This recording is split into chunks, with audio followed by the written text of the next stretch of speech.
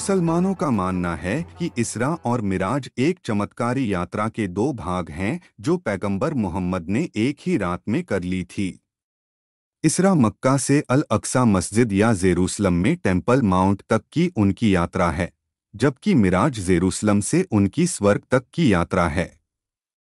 Islamic मान्यता के अनुसार यह रात की यात्रा वर्ष 621 ईस्वी के आसपास या हिजरत से एक वर्ष पहले हुई थी। यह हिजरत से एक साल पहले का समय था, जब पैगंबर मोहम्मद को मुश्किल समय का सामना करना पड़ा। मैंने अभी अभी अपनी पत्नी खदीजा को खोया है। वह मेरी सबसे प्रबल समर्थक थीं।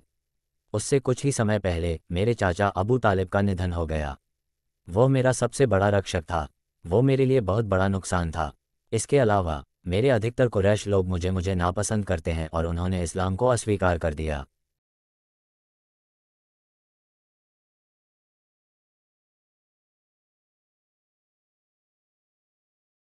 सांत्वना के लिए पैगंबर मोहम्मद अपनी चचेरी बहन हानी से मिलने गए।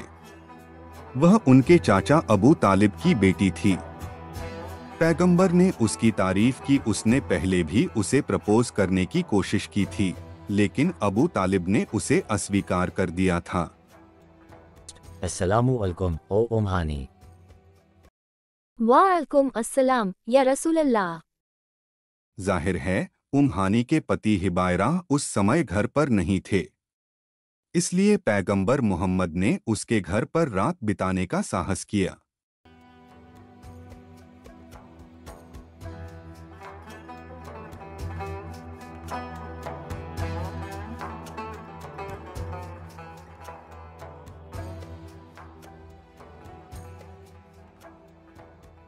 भोर में पैगंबर ने उसे भोर की प्रार्थना करने के लिए जगाया। हानी उठो।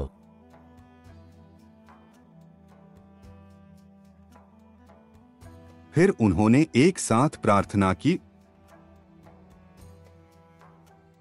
उनके प्रार्थना करने के बाद पैगंबर ने उन्हें अपनी रात की यात्रा के बारे में बताया। हानी, मैंने पिछली शाम की प्रार्थना तुम्हारे साथ की थी। उसके बाद मैं जेरूसलम गया और वहां प्रार्थना की, और अब मैं यहाँ तुम्हारे साथ सुबह की प्रार्थना कर रहा हूँ। सच में आप जेरूसलम गए और एक ही रात में यहाँ वापस भी लौट आए? मैं लोगों को कल रात के अपने दिव्य अनुभव के बारे में बताऊंगा।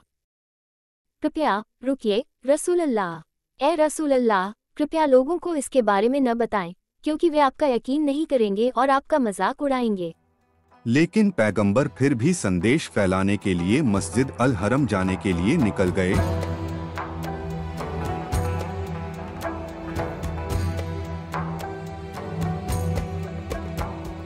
वहां उनकी मुलाकात अपने दुश्मन अम्र इब्न हिशाम अल-मखज़ूमी से हुई, लेकिन वह उसे अबू जहल या अज्ञानता का पिता कहते थे क्योंकि वह उससे नफरत करते थे। इस बार क्या नया है? हाँ, मुझे कल रात जेरूसलम में बेअत अल मक़दीस की यात्रा पर ले जाया गया था। बेअत अल मक़दीस या बेअत अल मुक़द्दस का अर्थ है पवित्रता का घर। यह वाक्यांश हिब्रू बीट हामिकदाश हिब्रू में एक समान वाक्यांश से उत्पन्न हुआ है, जो सोलोमन के मंदिर, दूसरा मंदिर और भविष्य के तीसरे मंदिर को संदर्भित करता है। ओह, जेरूसलम इतनी दूर है, फिर भी तुम पहले से ही हमारे बीच हो। क्या तुम्हें लगता है कि अगर मैं तुम्हारे लोगों को बुलाऊं तो तुम उन्हें बताओगे कि क्या हुआ था? हाँ। हे बानी का बिन लुए के लोगों, यहाँ आ जाइए। मोहम्मद को आपसे कुछ कहना था। हाँ, मुझे कल रात जेरूसलम में बेअत अल मक़दीस की यात्रा पर ले जाया गया था। तुम जेरूसलम गए थे हानी के बिस्तर से? क्या? और तुम आज सुबह ही यहाँ लौट आए? क्या तुम उड़कर गए थे या कुछ और? नहीं, मैं बुराक नामक उड़ने वाले सफ़ेद जानवर पर बैठकर गया था। वो खच्चर से छोटी और गधे से बड़ी थी। उसकी एक छलांग उतनी दूरी तय कर लेती थी जितनी दूर वो देख सकती थी। वाह, सच में?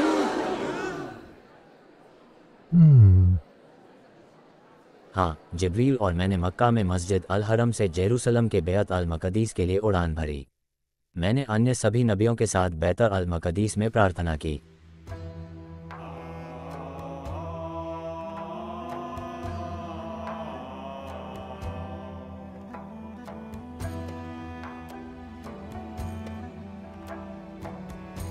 यह कोई मजाक नहीं है। वे सब जेरूसलम में तुमसे मिलने आए थे? उसके बाद जिब्रील मुझे पहली जन्नत पर ले गए। जिब्रील ने दरबान से हमारे लिए दरवाज़ा खोलने को कहा। दरबान ने कहा, तुम कौन हो? उन्होंने कहा, जिब्रील। उन्होंने पूछा, तुम्हारे साथ कौन है? उन्होंने कहा, मोहम्मद। उन्होंने पूछा, क्या उनका मिशन शुरू हो गया है? उन्होंने कहा, उनका मिशन शुरू हो गया है। और हमारे लिए दरवाज़ा खोल दिया गया और वहाँ मैंने एडम को देखा जिसने मेरा स्वागत किया और मेरे लिए भलाई की प्रार्थना की। वाह, तुम एडम से मिले? फिर मुझे दूसरे स्वर्ग पर ले जाया गया। हमारे लिए दरवाज़ा खोला गया और वहाँ मैंने दो चचेरे भाइयों याहया और ईसा को देखा जिन्होंने मेरा स्वागत किया और मेरे लिए भलाई की प्रार्थना की।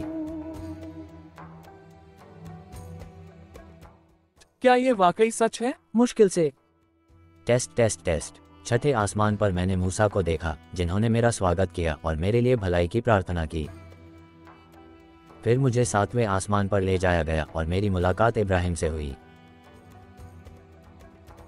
फिर मुझे लोट के पेड़ सिदरत अल मुंतहा के पास ले जाया गया जिसके पार कोई नहीं जा सकता था। इसकी पत्तियां हाथियों के कानों की तरह थीं और इसके फल सुराही की तरह थे, और जब अल्लाह के आदेश से इसे किसी भी चीज़ से ढका गया तो ये बदल गया, और अल्लाह के प्राणियों में से कोई भी इसका वर्णन नहीं कर सकता क्योंकि यह बहुत सुंदर है।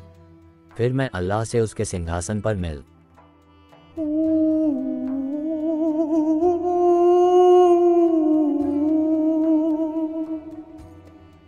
कुरान सूरा अत-तलाक 65 आयत 12। अल्लाह वह है जिसने परतों में 7 आकाश बनाए और इसी तरह पृथ्वी को भी बनाया। ईश्वरीय आदेश उनके बीच रहता है ताकि आप जान सकें कि अल्लाह हर चीज़ में सबसे सक्षम है और अल्लाह निश्चित रूप से अपने ज्ञान में सभी चीज़ों को शामिल करता है।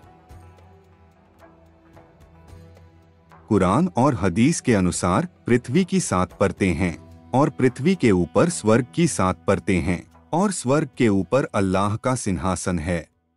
अल्लाह ने हर दिन और रात में 50 नमाजों का अपना क्रम मुझसे जाहिर किया। इसके बाद मैं नीचे आया और मूसा से मिला तो उन्होंने कहा, तुम्हारे रब ने तुम्हारी उम्मत को क्या आदेश दिया है? प्रत्येक दिन 50 प्रार्थनाएं। तुम्हारी उम्मत हर दिन 50 नमाजें नहीं पढ़ सकेगी। मैंने तुमसे पहले के लोगों को आजमाया था। मुझे इस्राएल के बच्चों से निपटना पड़ा और यह मेरे लिए बहुत कठिन था। अपने रब के पास वापस जाओ और उनसे अपनी उम्मत पर बोझ कम करने के लिए कहो। इसलिए मैं वापस गया और 10 संख्या कम हो गई। तुम्हें क्या करने का आदेश दिया गया था? प्रत्येक दिन 40 प्रार्थनाएं।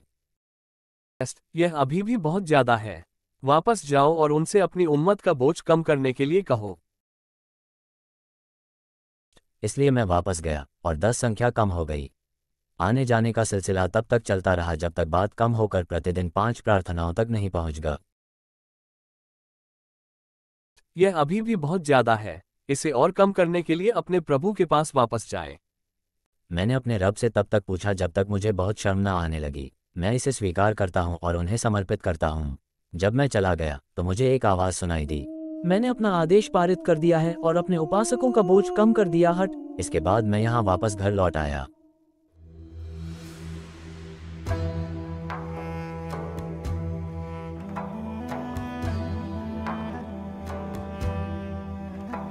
ये बिल्कुल असंभव है। यहाँ से जेरूसलम जाने में 1 महीना लगता है और तुम कह रहे हो कि तुम सिर्फ एक रात में वहाँ जाकर वापस भी आ गए, उड़ने वाले बुराक के साथ। उस दिन कई मुसलमानों ने इस्लाम छोड़ दिया क्योंकि वे पैगंबर मोहम्मद की रात की यात्रा पर विश्वास नहीं करते थे। जब वे अबू बकर से मिले तो उन्होंने कहा, क्या तुमने सुना कि तुम्हारा साथी क्या कह रहा है? वो दावा कर रहा है कि वो बैतुल अल मक़दीस गया और सिर्फ एक रात में मक्का वापस आ गया। क्या उसने ऐसा कहा? हाँ। फिर मैं गवाही देता हूँ कि यदि उसने ऐसा कहा है तो सच बोल रहा है। क्या तुम मानते हो कि वो एक रात में ऐश शाम गया और सुबह होने से पहले मक्का वापस आ गया? हाँ, मैं उस पर किसी चीज के संबंध में इससे भी अधिक विश्वास करता हूँ। मैं उस पर उस रहस्य के सामने आने के संबंध में विश्वास करता हूँ जो स्वर्ग से उसके पास आता है। उसके बाद अबू बकर की मुलाकात पैगंबर मोहम्मद से हुई। हे रसूल अल्लाह, कृपया मुझे बताएं कि बैतुल अल मक़दीस कैसा दिखता है क्योंकि मैं वहां पहले ही जा चुका हूं। पैगंबर ने अबू बकर को जो देखा उसका वर्णन किया। सही बोल रहे हो। मुझे ये बिल्कुल वैसा ही याद है जैसा आपने बताया है। मैं पुष्टि करता हूं कि आप अल्लाह के दूत हैं। तब से अबू बकर को अस-सिद्दीक के नाम से जाना जाने लगा, जिसका अर्थ है सच्चा। हालांकि उनकी बातों को लेकर थोड़ी समस्या है। मंदिर बेयत अल-मुक़द्दस या जेरूसलम का दूसरा मंदिर 70 ईस्वी में या उनके वहां व्यक्तिगत दौरे से भी 500 वर्ष पहले वह मंदिर तोड़ दिया गया था। इसके अलावा उस समय तक जेरूसलम में वहां कोई मस्जिद नहीं बनी थी। जेरूसलम में अलक्सा मस्जिद का निर्माण 691 ईस्वी में या पैगंबर मोहम्मद की मृत्यु के 59 साल बाद किया गया था। इसलिए वहां कोई मस्जिद नहीं है जिसका उल्लेख पैगंबर ने कुरान सूरह अल-इसरा आयत 1 में किया है। तो स्वर्ग जाने से पहले उन्होंने वास्तव में किस मंदिर में दौरा किया, प्रवेश किया और प्रार्थना की? चूंकि इमारत कभी अस्तित्व में नहीं थी, हम जानते हैं कि पैगंबर मोहम्मद और अबू बकर दोनों ने झूठ बोला था जब उन्होंने बताया था कि बैत अल-मुक़द्दस कैसा दिखता है। चूंकि अल-इसरा गलत है, तो कोई अल-मिराज भी नहीं है। पूरी कहानी मनगढ़ंत है। इस ऐतिहासिक घटना के बारे में कुरान और हदीस दोनों गलत हैं और उन दोनों पर मोहम्मद और पहले मुसलमानों के जीवन पर विश्वसनीय जानकारी के रूप में भरोसा नहीं किया जा सकता है। यह संभव है कि मुस्लिम नेताओं ने अलक्सा मस्जिद का निर्माण करने के बाद कुरान में सूरह अल-इसरा आयत 1 शामिल किया हो। उन मुसलमानों ने बेशर्मी और धोखे से कुरान में कहानियां जोड़ी और उन्हें ईश्वर के रहस्योद्घाटन के रूप में प्रसारित किया। इसरा मिराज की कहानी बताती है कि मुसलमान दिन में 5 बार प्रार्थना करते हैं क्योंकि मोहम्मद ने एक उड़ने वाले जानवर पर सवारी करने का दावा किया था। चूंकि यह कहानी सही साबित नहीं हुई है, हम जानते हैं कि यह बात सच नहीं है।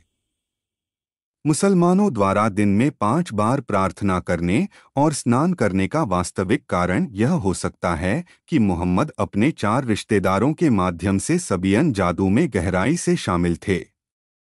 जाहिरा तौर पर सबियन पंथ का मोहम्मद के दैनिक जीवन पर इतना अधिक प्रभाव था कि उनकी अपनी जनजाति के कुछ लोग उन्हें सबियन कहकर बुलाते थे। कुरान में मोहम्मद ने सबियनों को ईसाइयों और यहूदियों के साथ साथ रखा है। सबियन दिन में 5 बार प्रार्थना और स्नान करते थे। मोहम्मद ने बस अपने पिछले धार्मिक रिवाजों की नकल की और इसे अपने नए धर्म इस्लाम में चिपका दिया। सिरा अल-नबाविया में इब्न हिशाम ने लिखा, हुनाफा या अहनाफ एक छोटा समूह था जो तब शुरू हुआ जब मक्का में 4 सबियन सहमत हुए। वे 4 थे, जायद बिन अमरू बिन नफिल, वारका बिन नौफल, उबैदुल्लाह बिन जहेश और उस्मान बिन अल-हुवैरिथ। चारों सबियन मोहम्मद से संबंधित थे। वारका बिन नौफल और उस्मान बिन अल-हुवैरिथ खदीजा के चचेरे भाई थे। उबैदुल्लाह बिन जहेश मोहम्मद की मां की तरफ का चचेरा भाई था। मोहम्मद ने उसकी विधवा उम्म हबीबा से शादी की थी। यह सब मोहम्मद और प्रमुख सबियन के बीच घनिष्ठ संबंध को प्रकट करता है। प्रार्थनाओं की संख्या को 50 से 5 करने की सौदेबाजी की कहानी स्पष्ट रूप से उत्पत्ति 18 आयत 23 से 32 तक ली गई है। उस अध्याय में ईश्वर ने सदोम और अमोरा को उन शहरों की दुष्टता के कारण नष्ट करने की अपनी योजना का खुलासा किया। अब्राहम ने ईश्वर से लोगों को बख्शने के लिए कहा, मान लीजिए कि शहर के भीतर 50 धर्मी हैं, तो क्या आप उस स्थान को मिटा देंगे और जो 50 धर्मी उस शहर में हैं उनके लिए उस शहर को बख्श नहीं देंगे? यदि मुझे सदोम नगर में 50 धर्मी मिले तो मैं उनके कारण उस सारे शहर को बख्श दूंगा। यह सौदा आयत 32 तक जारी रहता है। हे प्रभु, क्रोधित न हो, और मैं इस बार फिर से पूछता हूँ, मान लीजिए वहां 10 धर्मी मिले, तो मैं उन 10 धर्मियों के लिए उस शहर को बख्श दूंगा। आप उत्पत्ति की पुस्तक में 50 से 10 धर्मी लोगों के बीच इस सौदेबाजी की प्रक्रिया को देखते हैं। यह बुखारी हदीस में 50 से 5 प्रार्थनाओं तक की सौदेबाजी की प्रक्रिया के समान है। यह स्पष्ट है कि बुखारी की कहानी उत्पत्ति 18 आयत 23 से 32 तक ली गई है।